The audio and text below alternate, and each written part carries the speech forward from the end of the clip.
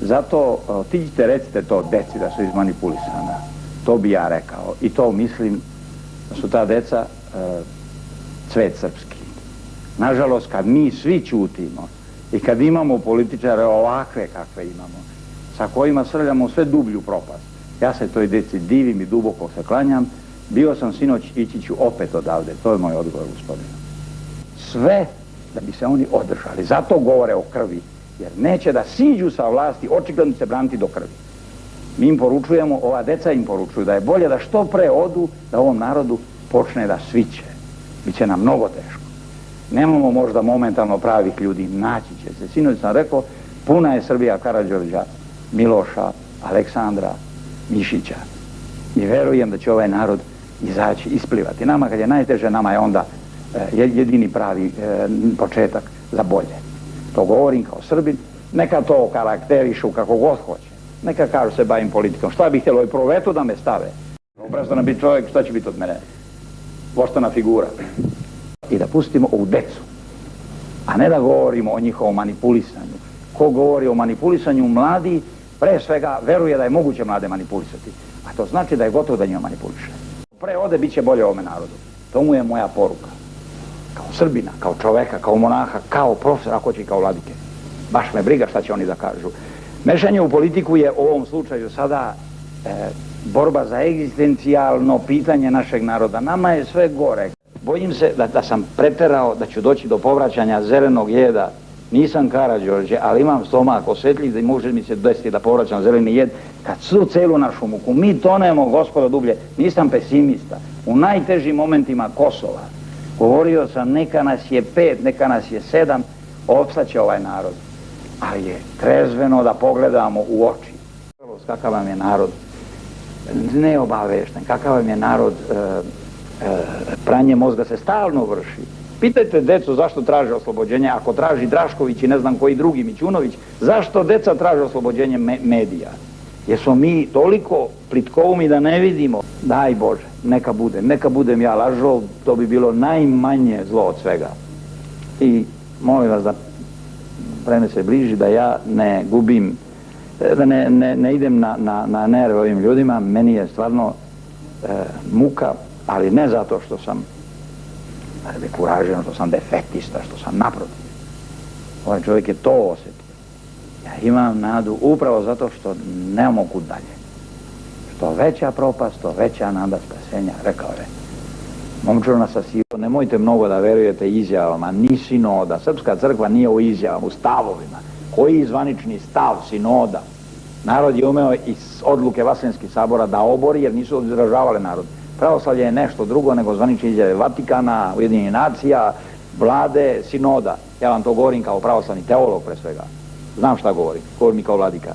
Moje odluke nemojte sutra da slušate ni moji sveštenici, ni moji vernici u Banatu. A ako nisu, izraz onoga što smo, jesmo, što verujemo, u što se nadamo, što kaže apostol Pavle. Zato Srpska crkva je narod sa narodom, u narodu. Nije tačno da nema takvih. Otiđite u narod, oslušnite ih. I ne pristajem kad kažu da je Srpska crkva služila komunizmu. Ako je služio dotični patrijarh, dotični vladika, dotični prota, dotični, ne znam, vernik, bilo ih je nekad više, nekad manje. Ljudi su skrvi od mesa, slabi, strah životu kalja, obraz često. Uplašili se i apostoli. Sve je to ljudsko, sve je to živi život. Ali postoji ono što se zove pokajanje, što se zove povratak.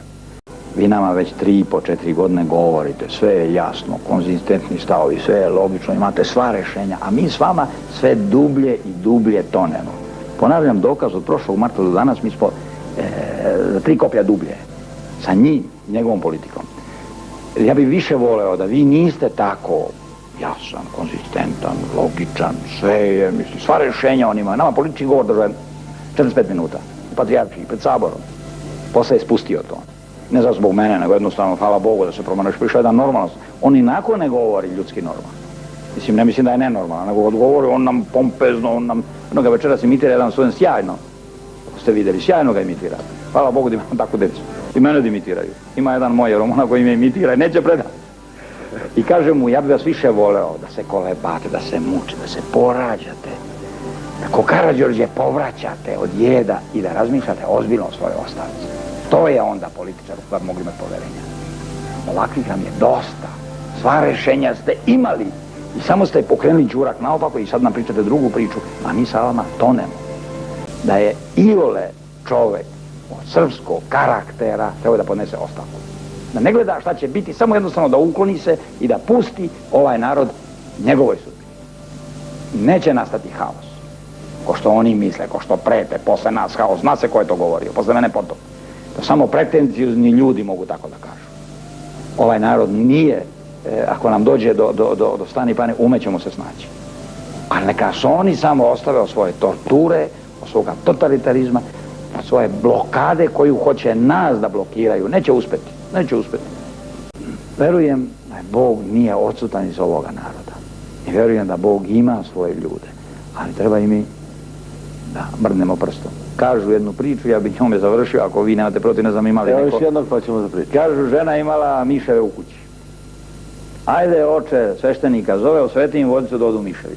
On je došao, osvetio vodicu, a sad kaže, sestro ti nabavi jednu mačku.